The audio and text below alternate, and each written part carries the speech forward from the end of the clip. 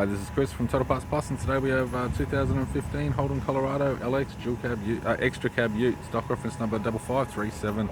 The shape runs from the 10th month 2013 through to the 7th month 2016. It has an LWN 2.8 litre 4-cylinder turbo diesel engine backed by an automatic 4-wheel drive transmission. LWN 2.8 litre 4-cylinder turbo diesel engine with the left-hand headlight, left guard appears to have no damage, left car door mirror is faded. Left front 16-inch steel rim with a good tyre, left front door has one small dent, left rear door has one small dent, left rear 16-inch steel rim with a good tyre.